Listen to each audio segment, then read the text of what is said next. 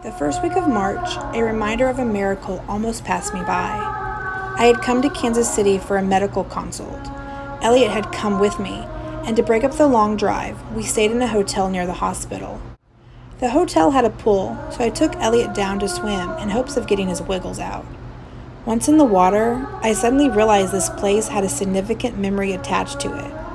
In 2017, I'd come to KU for the second of 3 infertility surgeries I would require on my journey to having Elliot. This surgery was by far the most extensive and had the most risk of complications that could cause my dreams of motherhood to end. The night before my surgery, I stayed at this same hotel. I swam in this same pool. But I didn't really swim, I sang. I sang a new song to God, expressing all my fears for this surgery. I expressed my heartache and longing. I prayed for a miracle. Slowly, my song of heartbreak turned into a song of praise, a statement of thanks for the good things that were to come. Faith and peace replaced that fear. Now, almost 4 years to the day, I was here swimming with the very answer to that prayer. Taking advantage of this moment, I once again chose to sing.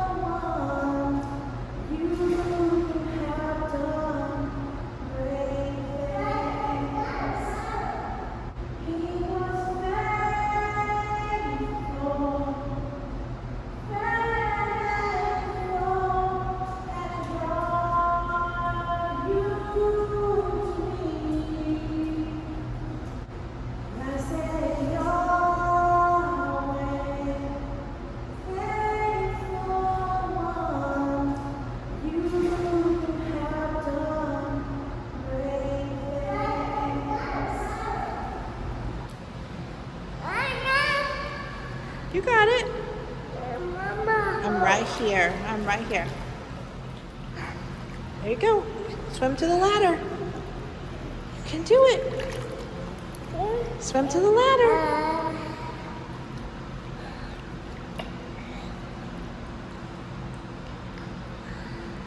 Dig, dig, dig with your hands. Kick, kick, kick. Look, he's swimming all by himself. Wow. Get to the ladder. Kick, kick, kick hard. Kick, kick, kick. I know. It's okay. Ready? Here you go. I help you. Many of you may wonder what medical difficulties I was dealing with to lead to this trip to Kansas City. Well, you're about to find out. So everything seemed to start after the birth of Elliot. I was diagnosed with an antibiotic-resistant UTI while I was in the hospital. And I continued to have these infections even after having treatment, probably a couple of times during that first year of Elliot's life. Then in July of 2020, I got COVID. And even after I had tested COVID negative, I found myself feeling constantly fatigued, constantly unwell, very out of breath. The simplest of tasks felt like I had run a marathon. Just putting Elliot into the car seat, it felt like an aerobic workout. I was able to go to work, but I came home exhausted, and it was really hard to parent Elliot in the evenings. On top of this, the infections that I had been struggling with since his birth were now occurring not just a couple times during the year, but at first every 6 weeks, and then after a couple of months, every 4 weeks.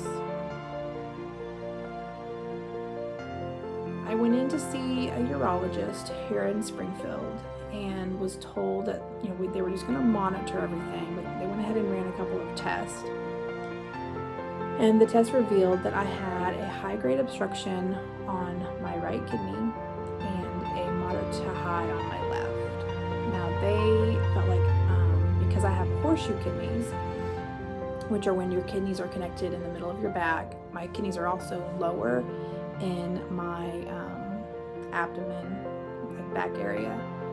So they felt like it was too complex of a procedure to do at their hospital, so they wanted to have me be seen by a specialist at the University of Kansas Medical Center.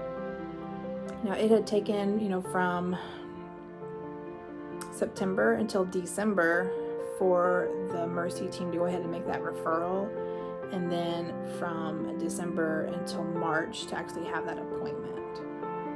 In the meantime, my life consisted of feeling sort of well for 2 weeks out of a month, and then suddenly finding myself where I didn't want to eat, I didn't want to drink. I would become very depressed. My fatigue would become even worse. I would have flu-like muscle pain, muscle aches. My back would begin to hurt. And then after a week of that, would start to notice like urinary symptoms and be seen by a doctor and would be diagnosed with another infection. The medication that they found that was the most effective, given that the bacteria was antibiotic resistant, was Levaquin, and that made me feel sick while taking it. So half of each month I was completely wiped out. The other half, I still wasn't my old self.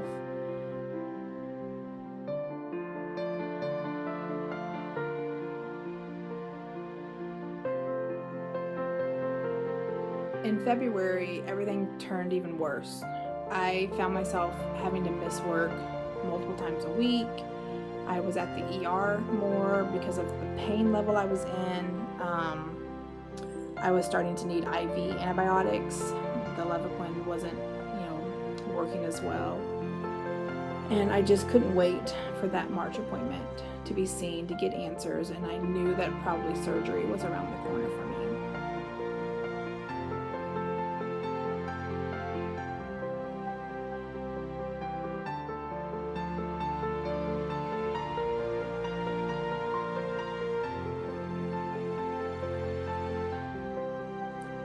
The first week of March, I had my appointment at KU. The doctor that I met with wanted to schedule a scope to help him plan kind of the pathway for surgery, to figure out how bad the obstruction was and kind of what would be needed to fix it. Now, my hope was that all of these health issues after COVID would be relieved once I had this surgery. Because the scope is done under anesthesia, I knew that I would need a couple days to recover, and that would mean more time of missed work. So I went ahead and scheduled the scope to take place at the end of spring break. Now, Tuesday of spring break, I had my first COVID vaccine. And I was expecting that maybe I would have, again, some flu-like symptoms, but actually, the next day, I felt like my old self again. For the first time since COVID, I felt like my brain fog had lifted, I had energy, and it continued. On Thursday, I felt great, and then Friday leading up to my procedure, again, I felt amazing. So I had the procedure on Friday, and they ended up putting in 2 stents, one on each side, so stents leading from my kidneys to my bladder. And I was in excruciating pain after the procedure. I was sent home with 2 different types of pain medication. I was sent home with medications called beta blockers, different medications to help prevent or stop bladder spasms. And with all of the medication, I still was in horrible pain.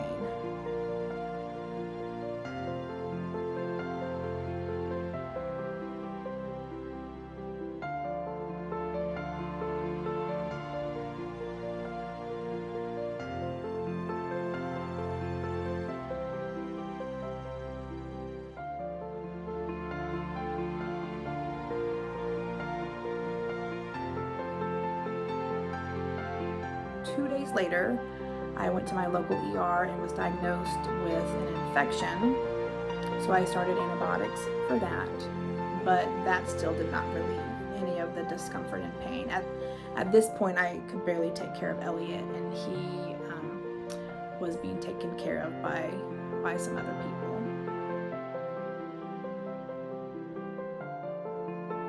On Thursday, I went back to my ER, and they pretty much told me that there was nothing that they could do for me. KU had put the stents in, that I would need to talk with KU, but there was no way for me to get to KU. The doctor at KU went ahead and prescribed additional pain medication, additional narcotic pain medication, and this still did nothing to help me.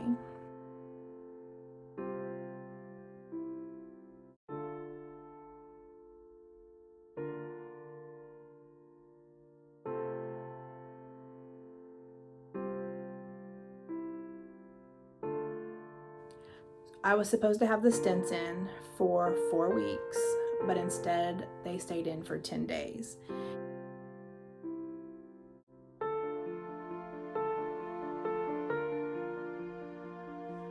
The removal of the stents was actually quite simple, but for whatever reason I was very sick, nauseous-wise, probably from the medication, not eating, not drinking. But during that appointment, I found out that my kidneys never had an obstruction, that was not the issue, that my kidneys were not the cause of these ongoing infections. I left the appointment at KU with no answers. But once all the medication got out of my system, I found myself again returning to that pre-COVID health state of feeling rather good. Then Elliot got sick with the stomach bug.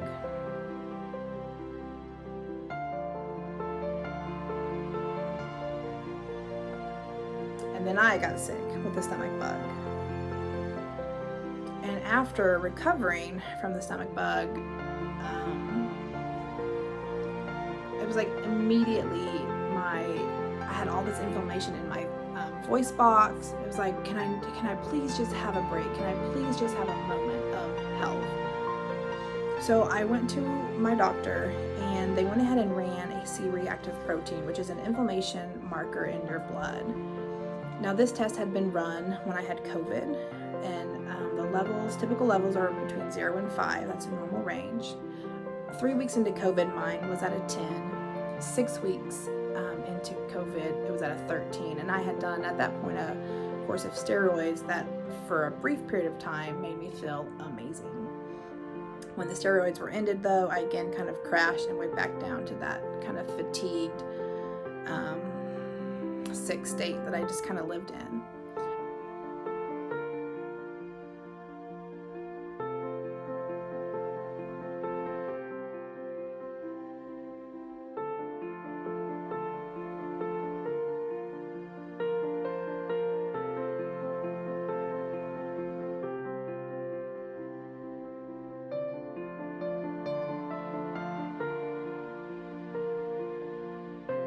My C-reactive protein was measured at 63.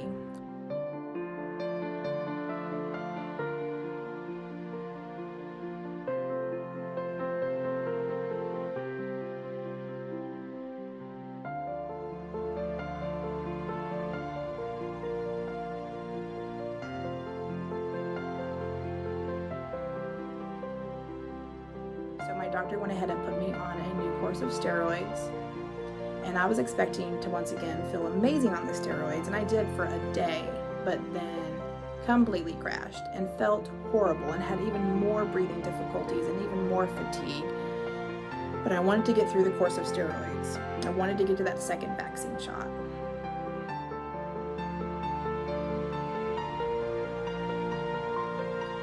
After the steroids, I waited a few days, and then I got the second vaccine. Again, no symptoms, no side effects from the vaccine, other than I feel amazing. I feel like my old self again.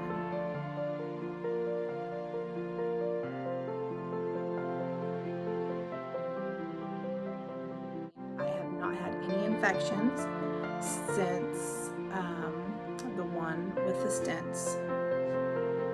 I feel like my old self again. I feel like how I did before COVID.